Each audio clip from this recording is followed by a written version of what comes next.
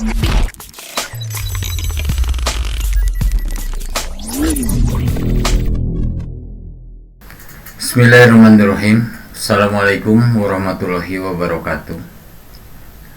Jumpa lagi dengan saya Didin Sahrudin, yang kali ini akan memaparkan tentang apa itu yang dinamakan dengan quality control dari materi mengawasi mutu pekerjaan.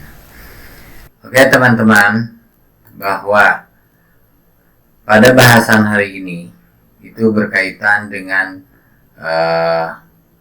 mutu pekerjaan. Dalam artian bahwa kali ini, bahasan hari ini itu adalah apa yang dimaksud dengan quality control, atau definisi quality control itu adalah apa, tujuan dari quality control itu apa, jenis-jenis quality control di garment itu apa saja, bagaimana sistem pemeriksaan dalam proses produksinya juga bagaimana, sistem pemeriksaan pada bagian potong atau cutting juga bagaimana, sistem pemeriksaan pada bagian pusing juga bagaimana, sistem pemeriksaan pada bagian jahit itu apa saja, sistem pemeriksaan pada bagian gosok, lipat, dan pengepakan juga itu apa yang harus kita periksa. Dari kesemuanya itu akan ditemukan apa sih yang dinamakan dengan defect, atau apa definisi daripada defect pada bagian sewing atau jahit, definisi defect pada bagian folding dan packing, serta nanti akan saya perlihatkan contoh-contoh defect yang kerap sering ada di garment. Oke, yang pertama saya akan mengutip arti daripada quality control itu. Quality control di sini, peserta harus tahu semua bahwa segala macam di perusahaan, baik itu di garment maupun di perusahaan-perusahaan lain, itu yang dinamakan dengan kualitas mutu pekerjaan itu penting banget, yaitu harus dikontrol, baik itu di awal maupun nanti di akhir. Sementara apa sih yang dinamakan dengan quality control itu? Quality control itu adalah pengendalian mutu. Adalah semua usaha untuk menjamin insurans agar hasil dari pelaksanaan sesuai dengan rencana yang telah ditetapkan dan memuaskan konsumen pelanggan. Artinya bahwa quality control ini itu adalah sangat-sangat penting sekali dilakukan di satu perusahaan, baik itu di garment maupun di perusahaan-perusahahan lain. Nah, itu adalah definisi dari quality control. Sementara tujuannya untuk apa quality control itu? Nah, tujuannya itu agar tidak terjadi barang yang tidak sesuai dengan standar mutu yang diinginkan, atau bisa dikatakan second quality. Terus menerus, dan bisa mengendalikan, menyeleksi, menilai kualitas sehingga konsumen merasa puas dan perusahaan tidak merugi. Nah, dari tujuan quality control itu sudah jelas sekali bahwa diperlukannya quality control untuk meningkatkan suatu barang, suatu produk itu harus sesuai dengan permintaan buyer, atau harus sesuai dengan permintaan konsumen itu sendiri. Untuk itu suatu perusahaan itu terutama di garment itu ada yang dinamakan karyawannya itu ada yang dinamakan dengan bagian QC. Dan selanjutnya apa sih yang jenis-jenis quality control yang ada di garment itu? Nah, ada 4 jenis yang kerap ada di garment. Itu adalah yang harus dikendalikan mutunya, itu harus dikontrol mutunya. Itu adalah yang pertama, fish goods quality control atau pemeriksaan bahan baku. Artinya bahan baku yang akan kita jadikan satu produk itu di awal, sebelum kita memproduksi satu, katakanlah di garment itu satu baju, ya, itu harus diperiksa dulu bahan bakunya. Apakah bahan bakunya itu sesuai dengan permintaan buyer atau tidak? Apakah bahan bakunya itu adalah jenisnya itu pas dengan permintaan buyer atau tidak? Bahan baku di sini bukan hanya bahan baku seperti kain. Ini terutama di garment ya. Itu bukan hanya kain saja, tapi bahan baku di sini itu termasuk aksesoris lainnya, termasuk kepada yang namanya dengan benang. Kalau toh di sana ada kancing atau buton, itu harus diperhatikan. Sesuai tidak kancing diterapkan untuk pembuatan pakaian ini? Contohnya kita akan membuat satu kemeja. Kemeja itu adalah bahannya umpamanya dari katun. Nah, katun itu harus digunakan benangnya itu benang apa? Kancingnya juga atau butonnya juga itu harus sesuai dengan bahan yang akan digunakannya atau akan diproduksi. Oke. Jadi intinya bahwa jenis quality control di garment ini itu yang pertama ini adalah memeriksa bahan baku.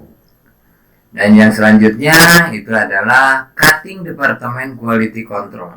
Cutting department quality control di sini bahwa bukan hanya di bahan saja, tapi di sini yang harus diperiksa juga itu di bagian cutting. Di bagian cutting itu di bagian potong. Jangan sampai terjadi bahwa pemotongan nantinya setelah bagian pola atau bagian pattern itu membuat pola untuk kemeja, penempatan pattern itu harus sesuai dengan serat kain atau dengan keinginan yang dipesan oleh buyer tadi. Oke. Dan juga di dalam cutting ini harus disesuaikan dengan tempat yang ergonomis, yang sesuai dengan standar nasional untuk penempatan atau untuk meja yang digunakan untuk cutting itu sendiri. Dan selanjutnya ini adalah in process quality control. Itu adalah di dalam proses pembuatan, yaitu dalam sewing. Nah, di sini in process itu adalah bagaimana caranya kita membuat satu baju. Apakah itu akan dibuat oleh satu orang dari mulai menjahit awal sampai dia itu mengepak, atau bisa digunakan sistem tim. Nah, kebanyakan di perusahaan garment itu adalah digunakan seperti tim. Tim dalam artian itu dari mulai menjahit awal, contohnya awal yang harus dijahitkan untuk pembuatan kemeja itu harus menjahitkan dulu pocket atau saku. Nah, di sini itu ada tim dari awal, mungkin itu akan berjumlah 10 atau 13 atau sampai ke 20 sampai ke pengepakan di akhir. Ya, itu adalah jenis quality control di in process. Nah, yang diperhatikan itu adalah di dalam in process ini itu sesuai tidak jahitan yang diinginkan oleh buyer, sesuai tidak ukuran yang diinginkan oleh buyer, sesuai tidak sistem penjahitannya, apakah itu harus di clean bawahnya atau mintanya itu ada untuk di som dan lain sebagainya. Ya, jadi di sini itu adalah tim ini yang akan menentukan awal daripada produksi. Dan ini nantinya itu harus dibuatkan contoh atau sampel dari bidang sampel itu sendiri, dan itu harus disimpan di depan untuk meyakinkan bahwa proses pembuatan kemeja itu hasilnya itu harus seperti contoh yang ada. Dan yang selanjutnya itu adalah jenisnya itu dalam final statistical audit. Final statistical audit di sini biasanya berkaitan dengan manajemen. Ya, manajemen itu dari mulai surat-surat sampai ke audit keuangan. Oke.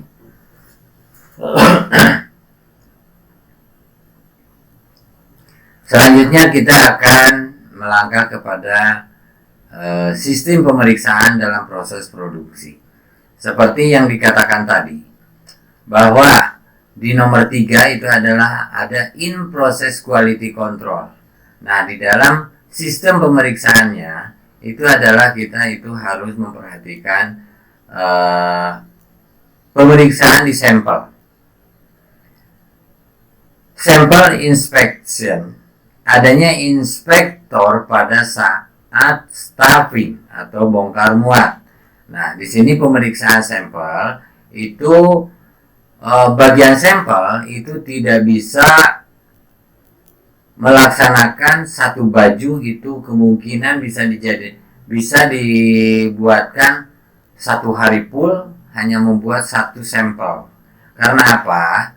Karena pada waktu pembuatan sampel itu akan betul-betul diperiksa ukuran, diperiksa bahan baku, diperiksa aksesoris dan lain sebagainya sesuai dengan keinginan buyer tadi.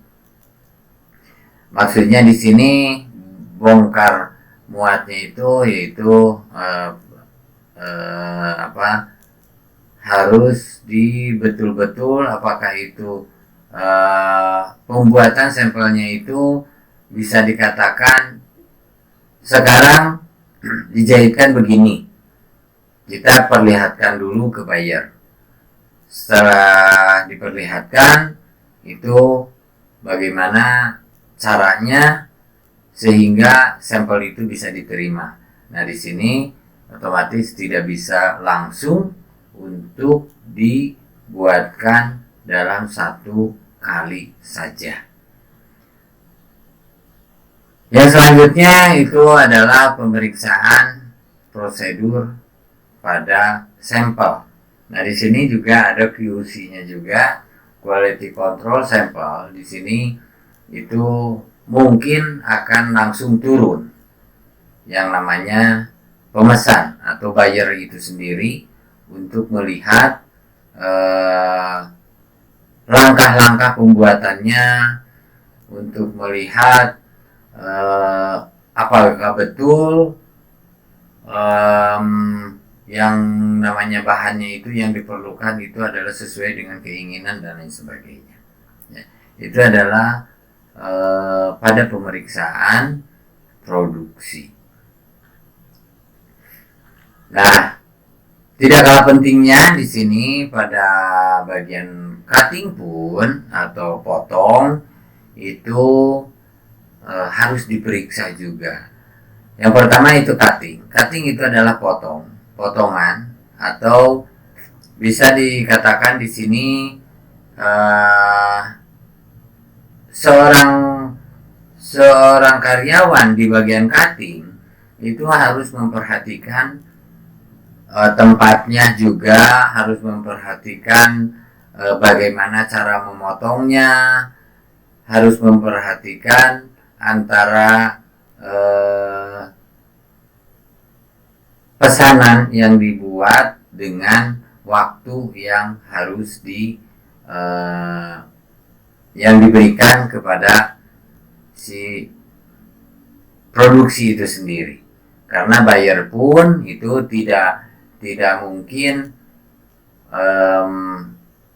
waktunya lama-lama, karena kepentingan antara buyer dengan produsen itu sangat-sangat berpengaruh sekali.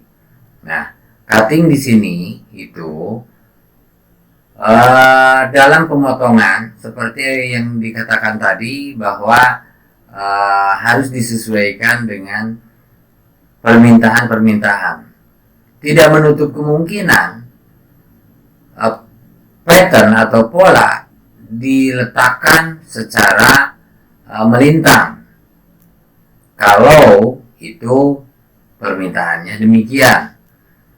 Kalau yang wajar-wajar itu bahwa pemotongan bahan itu harus selamanya seratnya memanjang supaya hasilnya juga itu bagus, gitu ya.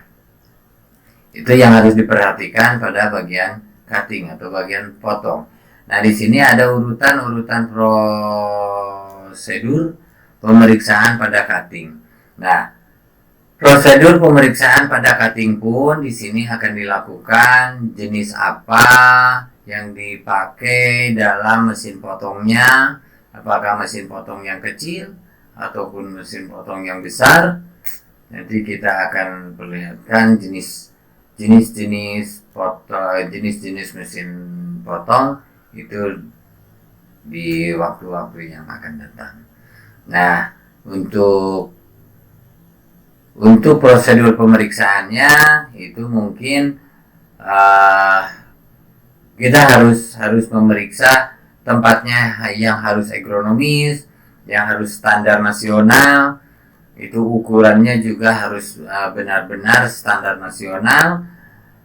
Mesin yang dipakainya juga harus benar-benar mesin yang betul-betul tajam, pisaunya dan alat yang lainnya seperti alat penjepit bahan dan lain sebagainya itu harus diperhatikan.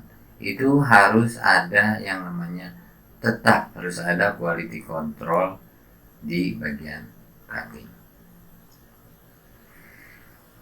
Oke. Yang selanjutnya kita akan melihat bagaimana sistem pemeriksaan pada bagian pusing. Pada bagian pusing itu melakukan pemeriksaan terhadap hasil pusing sebelum dan sesudah pencucian. Ya. Apakah mengalami perubahan warna atau ukuran? Nah, di sini mungkin para peserta akan bertanya, apa sih bagian pusing itu? Nih, bagian pusing itu adalah bagian-bagian bahan yang akan ditempelkan perekat. Ya, ini berkaitannya itu dengan penggosokan atau penyetrikaan. Ya, nah di sini sebelum kita itu memulai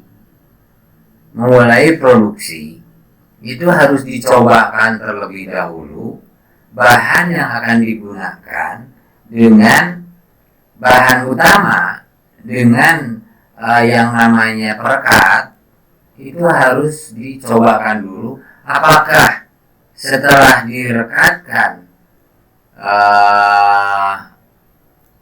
apakah bahan utama setelah memakai bahan perekat itu akan tetap bentuknya, ukurannya, warnanya atau berubah.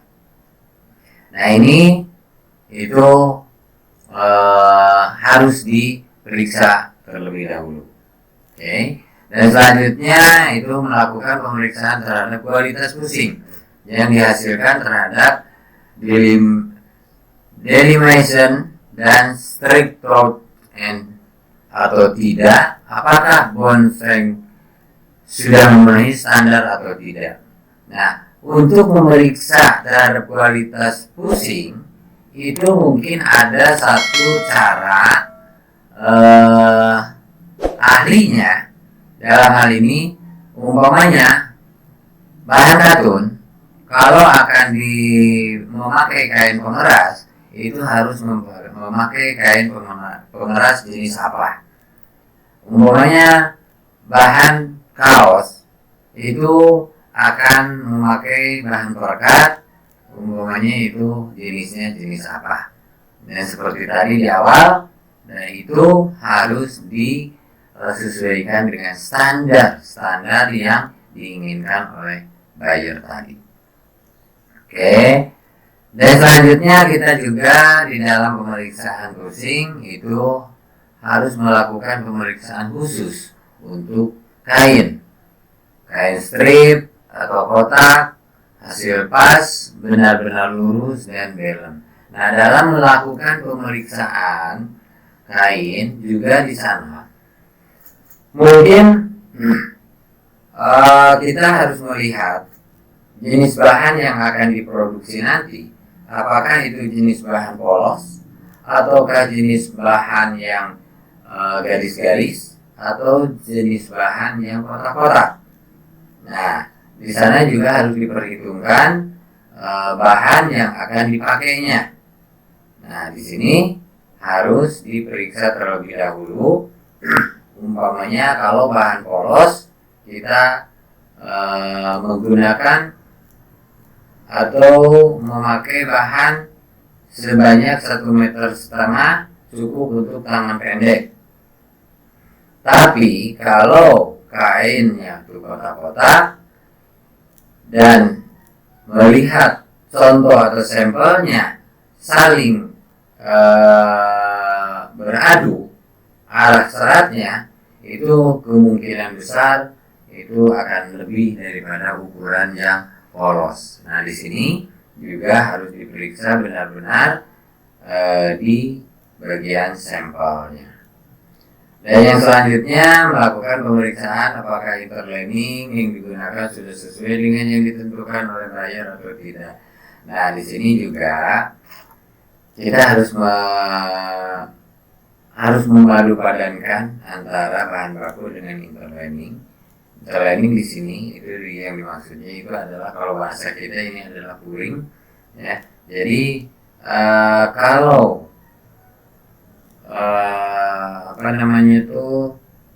bahan yang bahan bakunya itu adalah yang tebal, contohnya dari wool atau bahan-bahan jean dan lain sebagainya, harus apa yang digunakan untuk interliningnya, ya.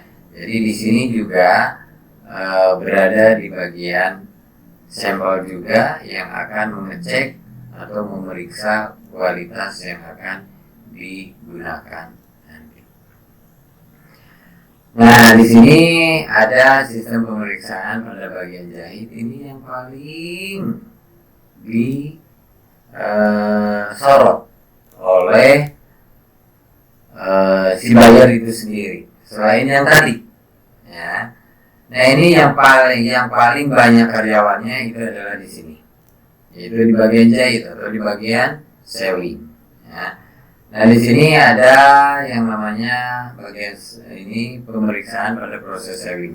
Seperti di awal dikatakan bahwa di dalam proses sewing itu ada yang dinamakan dengan borongan atau pecahan.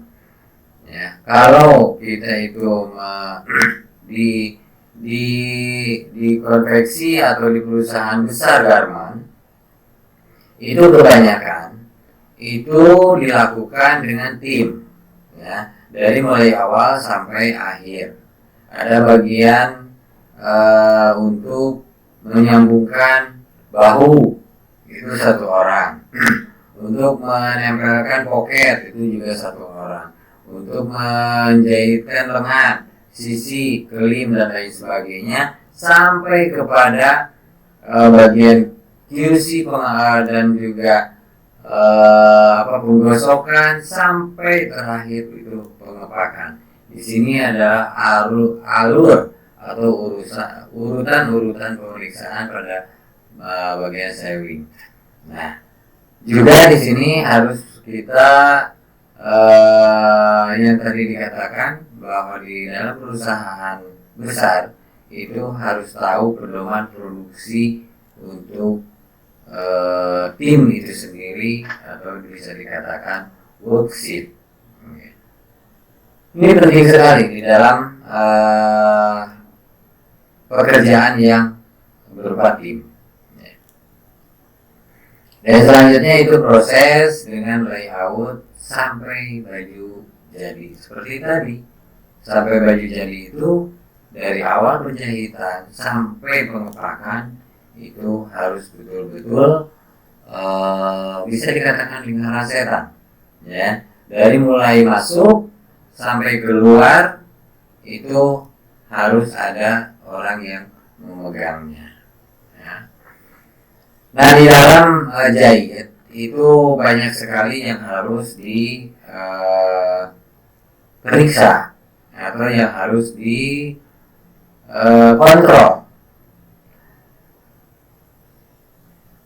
Yang pertama itu mungkin di sini kita harus memeriksa dulu bagian-bagian potongan yang akan dijahitkan. Setelah itu dijahitkan atau dikerjakan oleh para karyawan secara tim dari mulai awal sampai pengepakan tadi. Nah, tidak kalah pentingnya pada jahit pun itu harus diperhatikan yang namanya jahitan, setikan itu yang diinginkan oleh buyer itu apakah dalam 1 inci itu ada 5 langkah atau 6 langkah, itu tergantung kepada permintaan buyer. Nah, di dalam permintaan itu kalau kita melihat standar itu 1 inci itu minimal itu harus ada 5 langkah. Itu maksimalnya itu adalah 6 langkah. Kalau 4 langkah itu setikan terlalu jarang.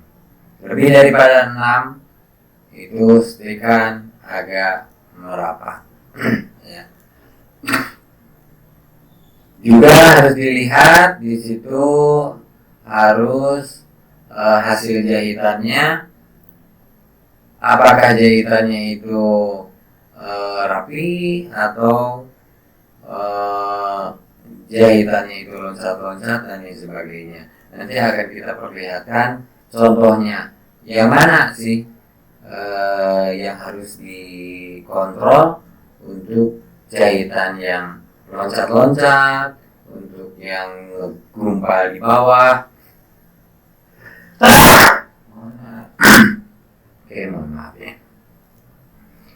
Nah, di sini harus dilihat, intinya hasil jahitan itu harus dilihat, ya, harus diperiksa. Dan yang selanjutnya itu adalah pemeriksaan hasil sesuai dengan worksheet tadi. Dan selanjutnya juga pemeriksaan harus jadi setelah dilakukan trimming, itu harus dilakukan sesuai dengan aturan-aturan yang sudah ada di perusahaan itu.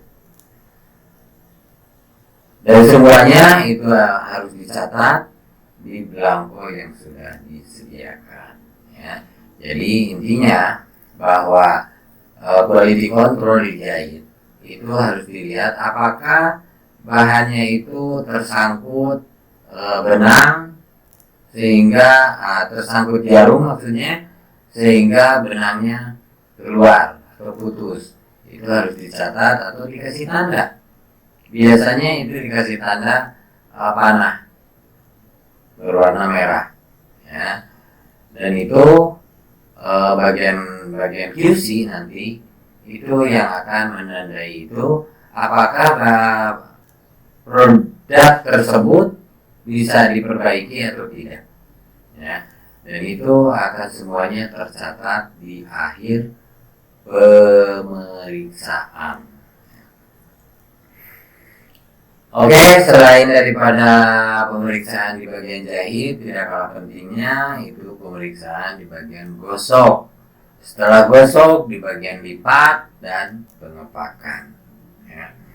Nah, di bagian gosok itu kita harus memeriksa atau melakukan pemeriksaan secara teknis apakah temperatur suhu yang digunakan sudah sesuai dengan jenis kain atau belum. Nah, itu juga biasanya itu adalah dicobakan terlebih dahulu, yaitu di awal tadi, ya. Jangan sampai bahan katun itu temperaturnya itu rendah, itu tidak akan hasilnya itu tidak akan maksimal. Tapi biasanya kalau katun itu temperaturnya itu adalah tinggi, kan? Lain lagi dengan bahan-bahan yang seperti kaos, itu sedang-sedang saja. Jadi di sini juga harus diperiksa terlebih dahulu berapa sih temperatur yang akan digunakan sehingga karyawan itu tidak melakukan kesalahan yang fatal. Terlebih-lebih kalau terjadi sampai pada waktu menggosok itu terjadi kegosongan, itu sudah barang tentu akan reject, ya. Yang di awal di penjahitan di bagian sewing itu sudah bagus, tetapi pas waktu penggosokan itu ngegosoknya tidak bagus, itu juga akan reject nantinya. Dan selanjutnya itu memeriksa hasil daripada gosokan, yaitu yang tadi, ya. Yang pertama itu melihat dulu temperaturnya, setelah itu hasil gosokannya itu bagaimana, ya. Dan maksudnya di sini itu nomor ini sama, ya. Jadi maksudnya hasil gosok di sini dengan hasil gosokan, apakah hasil gosoknya itu sesuai dengan standar yang diinginkan, sesuai dengan temperatur suhu, ataukah masih ada yang kerut-kerut dan lain sebagainya. Nah, untuk memeriksa dari hasil gosokan itu adalah melihat hasilnya itu apakah sesuai dengan apa yang diinginkan, apakah tidak terjadi insiden di situ, tidak terjadi kesalahan untuk menggosok, terutama kalau terjadi kegosongan. Ya. Nah, di sini juga akan melakukan apakah folding method cara lipat sudah sesuai dengan permintaan bayar atau tidak. Nah, di sini setelah kita gosok itu akan dilempar kepada karyawan di bagian pelipatan. Cara melipat di sini juga itu ada standarnya, ya. Ada standarnya. Untuk melipat kemeja itu biasanya suka dibantu dengan apa yang dinamakan karton kertas di dalamnya. Ini ada di nomor 5, yaitu material penunjang. Ya, material penunjang di sini itu ada yang dinamakan dengan kalau dilipat itu harus memakai bahan pendukung atau pembantu atau penunjang yang akan mengakibatkan hasilnya itu maksimal. Ada juga yang hanya digantung di hanger, ya, tanpa dilipat, tapi itu jadi bagaimana pemesanan dari si buyer itu sendiri, ya. Nah, di sini juga harus memeriksa terhadap kualitas, ukuran, dan dari ekspor karton itu sendiri, ya. Jadi pemeriksaan kualitas dan ukuran itu biasanya tergantung kepada size yang dipesan oleh buyer itu sendiri, ya, dari kualitasnya dan juga ukurannya. Dan yang terakhir itu adalah berkaitan dengan packing. Packing di sini itu biasanya suka dimasukkan setelah dilipat, itu biasanya suka dimasukkan ke bag plastik, ya. Nah, dimasukkan ke bag plastik itu menurut standar nasional itu lipatan atau perekat yang ada di plastik itu tidak boleh ada di atas, ya. Itu harus ada di bawah sebelah belakang, dan itu adalah sudah standar nasional. Itu gunanya atau kebiasaan orang-orang itulah, yang penting asal masuk itu sebetulnya untuk masalah packing itu pengemasan itu ada cara-cara tertentu. Nah, di situ lalu di packing masuk ke karton, ya. Ke karton, apakah satu karton itu isinya size-nya itu size one size atau all size, ya, atau macam-macam size di dalamnya. Jadi harus ditulis di dalam tulisan yang di luarnya. Itu ada, biasanya suka ditulis di luarnya itu kode untuk apa isi di dalamnya itu sendiri per kartonnya. Apakah itu per kartonnya itu berisi satu kodi atau berapa selosin dan lain sebagainya, dengan catatan isinya itu size-nya apa, warnanya apa, dan lain sebagainya. Itu harus diperiksa terlebih dahulu. Oke, untuk selanjutnya kita langsung kepada apa yang dinamakan dengan defect tadi, ya. Dari quality control, dari satu proses produksi itu akan mengalami pemeriksaan terhadap hasil jahitan.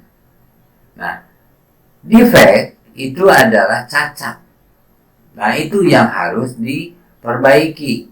Apakah di dalam ini terutama pada bagian sewing atau pada bagian jahit, karena di dalam jahit itu banyak sekali yang harus diperiksa, dari mulai peletakan label itu, apakah label itu betul-betul balance kiri dan ke kanannya, dan itu maksimal itu tidak boleh lebih dan tidak boleh kurang, itu hanya 1/16 dari ukuran yang ditentukan, yaitu di tengah-tengah, ya.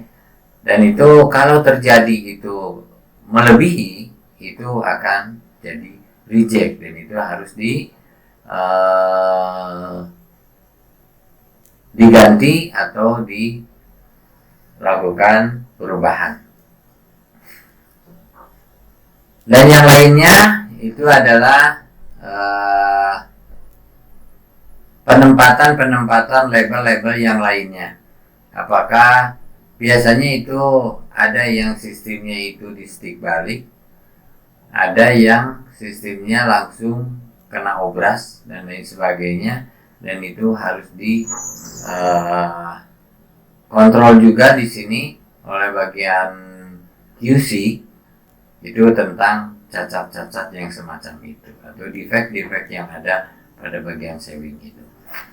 Dan yang selanjutnya kita harus memeriksa juga, selain daripada penempatan, apakah jahitan labelnya itu betul-betul rapi atau tidak.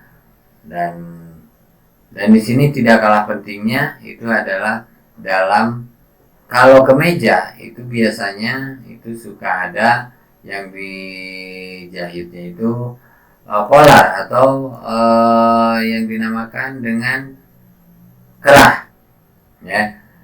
Apakah di sana itu kerahnya itu betul-betul matching antara kaki dengan daunnya atau tidak? Biasanya suka terjadi melintir atau tidak balance, ya.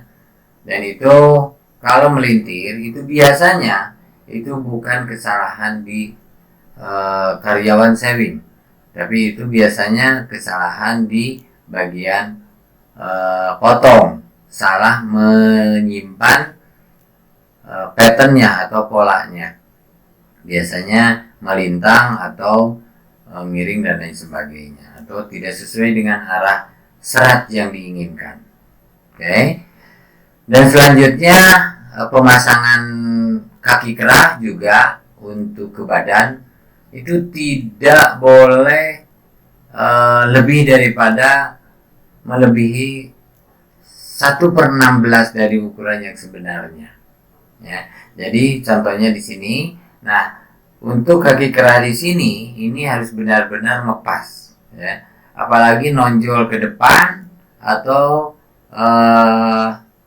ngelok ke belakang, ya. Itu harus diperhatikan dan itu akan jadi reject, ya. Nah, di sini juga sama. Untuk daun kerah itu harus diperhatikan pucuk kerah ini, ya. Pucuk kerah ini itu harus dibalancekan antara pucuk kerah kiri dengan kanan. Apakah sama atau tidak? Oke. Nah, itu kalau terjadi yang satu tumpul yang satu runcing, itu juga sama kena ke reject, ya. Dan selanjutnya juga kita akan melihat sambungan-sambungan pada kerah. Jangan terjadi jahitan pada kerah itu adalah menyambung atau putus di tengah-tengah. Umpamanya ini akan menjahit dari sini terus ke sini, putus di tengah-tengah sini. Itu otomatis harus dibuka keseluruhan. Tidak bisa untuk disambung dari sini ke ujung. Nah, itu kena reject juga, ya, kena defect yang dinamakan dengan cacat, karena di sana akan terjadi penumpukan jahitan, ya. Itu akan reject. Dan yang selanjutnya juga matching atau tidaknya pada bagian kerah tadi atau color, ya. Color itu adalah kerah, ya. Itu biasanya yang satu pendek, yang satu panjang, atau yang satu runcing, yang satu bulat, itu juga sama, ya. Dan yang selanjutnya itu pada bagian kerah di sini, setikan kerah itu tadi dikatakan itu jahitan itu tidak boleh menyambung. Nah, dan di sini juga bahwa di dalam setikan kerah itu jangan sekali-kali jahitan itu loncat-loncat. Nah, itu harus di kontrol juga di sana, itu akan terjadi reject juga, ya. Open seam, color closing atau pasang tutup kerah jebol, tidak ada toleransi. Nah, ini juga sama, jahitan-jahitan itu harus betul-betul kuat, ya. Jangan sampai kita menjahit di dalam, karena yang namanya collar atau collar itu kita menjahitnya itu dalam dulu baru dibalik, ya. Jadi yang dalam itu harus betul-betul kuat untuk meyakinkan bahwa jahitan itu adalah tidak jebol. Jadi itu tidak ada toleransi, harus diganti, ya. Dan selanjutnya juga kelancipannya seperti apa yang tadi dikatakan, bahwa itu sama sekali tidak ada toleransi, semacam pucuk kerah yang jebol tadi atau pucuk kerah yang tidak sama kiri dan kanan, itu tidak ada toleransi untuk diperbaiki, karena itu adalah fatal banget. Dan yang selanjutnya, ya, sebetulnya tadi sudah dikatakan bahwa jahitan yang loncat-loncat juga itu tidak ada toleransi untuk dibenarkan, atau itu langsung harus diperbaiki total, ya.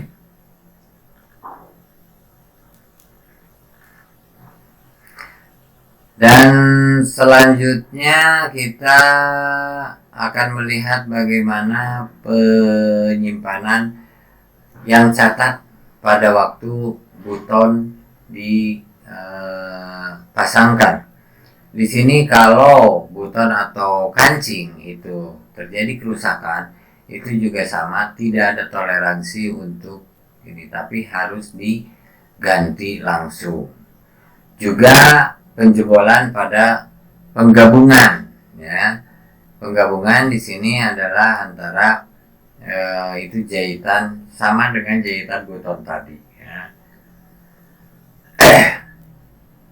Juga penempatan poket atau saku. Penempatan saku, ya biasanya kalau kemeja biasa itu adalah hanya satu di sini umpamanya. Nah itu harus sesuai dengan permintaan, apakah dari tengah depan ke posisi terdekat ini itu berapa senti, itu hanya ada toleransi 1/4 saja, 1/4 inci. Ya berarti kalau 1/4 inci itu ya 2,5 dibagi 4 ya sekitar 6 milian lah, ya. Nah gitu ya, jadi betul-betul bahwa di perusahaan itu sedetil mungkin ini adalah tugasnya, tugas quality control. Posisi juga kalau terjadi bentuk poketnya itu segi 5, itu harus benar-benar balance antara kerucut di tengah itu kiri dan kanan itu harus benar-benar. Dan selanjutnya di bagian lengan juga sama, itu hanya toleransinya 1/4 inci dari yang ditentukan atau dari pesanan yang ditentukan tadi. Panjang tangan itu juga sama, tidak boleh lebih, tidak boleh kurang, itu toleransinya hanya 1/4 inci saja. Juga sama, apalagi tangan kiri dengan tangan kanan itu tidak sama, tapi ada toleransi juga, itu hanya 1/4 juga, ya. Nah di sini yang tidak boleh itu adalah berkerut, baik itu di bagian tangan, di bagian manapun yang berkerut itu adalah betul-betul reject dan tidak boleh itu harus harus di reject lah, itu adalah harus diperbaiki terlebih dahulu, ya. Juga di dalam tangan itu biasanya antara kiri dengan kanan itu penjahitan yang kiri bagus, penjahitan yang kanan itu kurang bagus. Nah itu juga harus dilihat. Nah di sini terakhir itu adalah tentang penjahitan atau defect yang ada di bagian manset, ya. Di bagian manset itu juga kerap kali itu banyak kesalahannya, terutama pada bagian jahit juga itu tidak boleh terjadi penggelembungan. Biasanya penggelembungan itu di passing, ya, atau di jahitan. Hampir sama antara kerah dengan manset, ya. Defectnya itu, yaitu tidak boleh yang namanya jahitan menumpuk, ya, atau tidak boleh loncat-loncat, atau di ujungnya tidak boleh menonjol, ya. Itu hampir sama defectnya antara kerah dengan yang di manset, ya.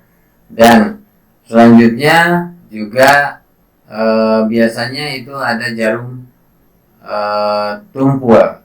Itu biasanya kalau jarum tumpul, benang itu akan terkait, itu juga akan di reject, ya. Atau jahitan putus, ya, seperti tadi jahitan putus itu didobel, itu untuk menindas jahitan luar, itu sama sekali itu tidak diperbolehkan. Apalagi kalau terjadi pemasangan kancing itu hanya terpasang sebelah, umpamanya kancing kemeja itu hanya sebelah adanya, itu juga barang tentu. Ya. Oke, nah di sini mungkin kita akan melihat bagaimana defect atau defect yang ada di bagian folding dan packing.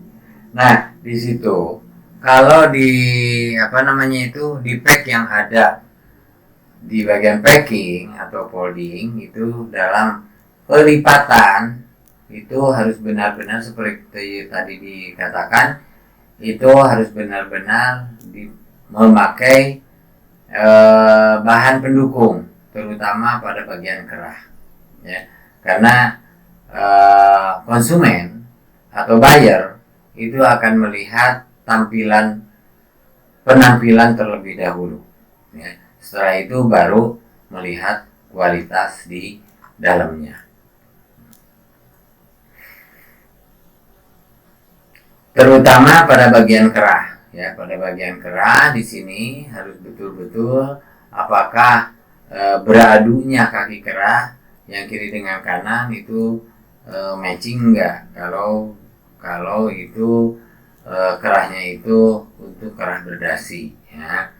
Dan yang lainnya juga lipatan-lipatan di bagian tengah itu biasanya di sini kalau di packing dan di lipatan itu biasanya itu ada yang namanya bahan pendukungnya itu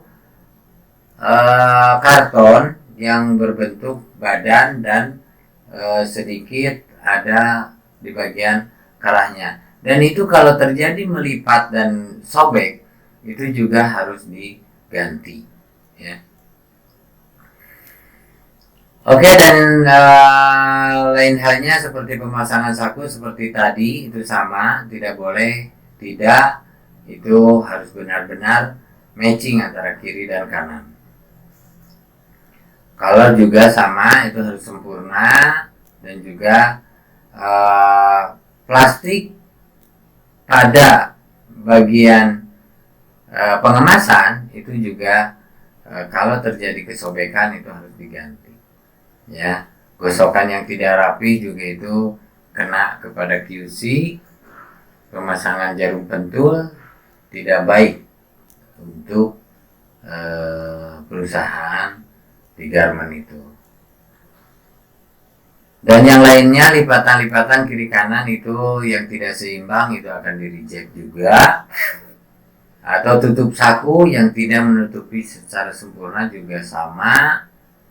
Dan bagian kerah juga seperti tadi dikatakan itu antara kiri dan kanan, antara kaki kerah yang runcing dengan yang tumpul juga itu tidak ada yang dinamakan toleransi tadi, ya. Atau pendek sebelah atau pendek sebelah juga itu sama.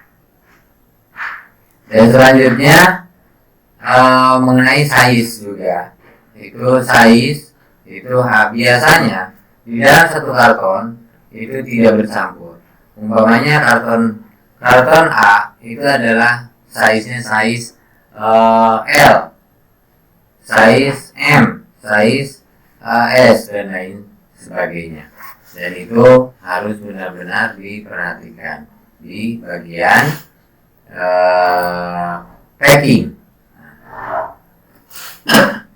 Oke, gini tiba saatnya kita akan melihat contoh-contoh defect yang ada di bagian sewing.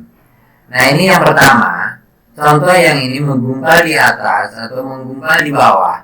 Ini kalau terjadi penggumpalan di bawah, itu yang harus diperhatikan itu biasanya tension yang ada di mesin jahit, ya. Itu atasnya penjepit benang yang ada di atas itu harus diperbaiki dengan baik dan benar. Ya, ini akan terjadi penggumpalan di bawah. Tapi kalau penggumpalannya itu ada di atas, itu berarti sekoci yang harus kita tengok atau kita lihat dan kita perbaiki juga. Nah, di sini ada yang tadi dikatakan benang atau jahitan yang kendur. Jahitan kendur ini biasanya penjepit atas itu tidak balance dengan penjepit sakoci, ya. Itu harus diperhatikan kedua-duanya antara atas dengan bawah. Dan ini adalah yang loncat-loncat. Jahitan loncat-loncat ini itu biasanya terjadi posisi jarum yang tidak benar. Ya. Kalau posisi jarum yang terlalu tinggi, itu biasanya akan loncat-loncat atau kurang pas. Tapi kalau jarum itu terlalu rendah, itu biasanya patah-patah sehingga mengakibatkan bahan akan tertarik. Ya. Nah, ini juga akan terjadi kemandegan dalam menjahit.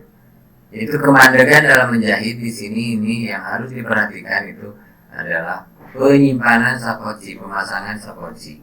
Dan tidak kalah pentingnya kita harus melihat, mengontrol sepatu ini.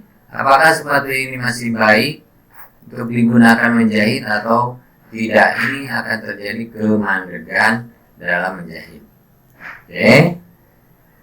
Kalau ini adalah seperti tadi itu terkaitnya benang oleh jarum yang tumpul.